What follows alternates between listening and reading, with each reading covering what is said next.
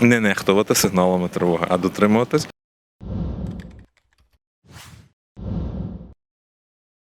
Цей звук знають мешканці практично кожного українського міста – звук сирени. У відносно безпечних містах України мирні жителі потроху привикають до постійних сигналів тривог і починають їх ігнорувати. Ми запитали у мешканців та гостів Франківська, як вони реагують на сирени та чи переховуються. Ми поки що, напевно, ніяк не реагуємо, тому що ми з Харкова. Там сирен взагалі не було, там просто одразу бахало. Сиділи в підвалі. І кожен день думали, вже їхати чи не їхати, вже їхати чи не їхати, тому що дорога теж це ризик великий. Але потім, коли до нашої квартири там всі вікна повилітали, тоді вирішили, що більше не будемо сидіти. Ми взагалі живемо в Косові, і там сирени дуже рідко, та нам там ніде взагалі ховатися, тому поки що так. Сирени є сирени. Треба реагувати, але не завжди виходить. Є надія, що таких масових бомбардувань не буде, але все одно попасти може будь-куди. Судячи по тому, як вони стріляють по інших містах, де може бути не тільки на окраїні, може бути серед місті десь валити ракета. За можливістю, якщо є, переховуюсь, тому що треба убезпечувати своє життя. Якщо такої можливості немає, на жаль, доводиться спиратися на випадковість. Я вважаю, що це вибір кожного, але це невірний вибір нехтувати видимою загрозою досить серйозною. Життя – це є велика цінність, треба його берегти. Я спокійно реагую. В нас в Харкові, коли були їх не було.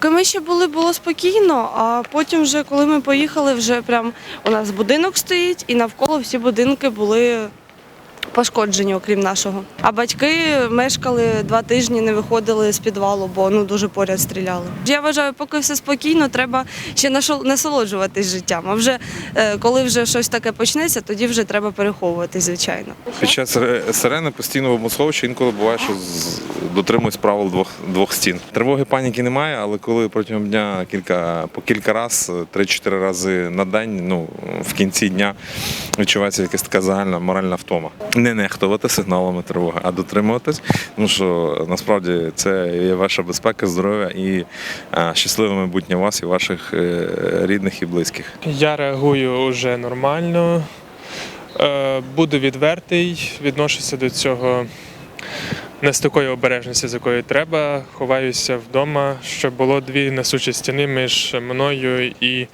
крайньою стіною. Тобто в укриття поки що не ховаюся. Я из Харькова, и у нас сирены звучали после того, как падали бомбы, поэтому я на них здесь не реагирую. В Харькове страшно, честно. Вот я жил в районе, который начали бомбить первым, самый крайний. Уехал оттуда в первый день и жил в центре. Думал, до центра не дойдут, но дошли и ночью слышали, как летают самолеты, и прямо возле нас падали мины, взрывались здания, то есть было страшно. Сигналы тревоги – это, конечно, важно, и соблюдать безопасность важно, но вероятность того, что сюда что-то попадет, очень маленькая. Переховуюсь я між 2 стінами в коридорі. Якщо чую 3 сирени, або 2, ховаюсь в підвал. Дивлюся, скільки там на сході робиться, Маріуполь, Київ, Харків. Якщо люди стоять, Донецьк, навіть візьмемо. Стояли недавно, пару днів вже назад, в Приватбанку, і бомба впала, і там більше 120 людей загинуло. То ми можемо ходити, воно впаде і все. Якщо ти навіть сховаєшся в якесь приміщення під землю, чи просто приміщення, ти якось рятуєш своє життя. Як бачимо, люди по-різному відносяться до сигналів тривоги. Хтось відповідально біжить в укриття, інші ж переховуються вдома між 2 несучими стінами. А як ви реагуєте на сигнали тривоги? Пишіть в коментарях.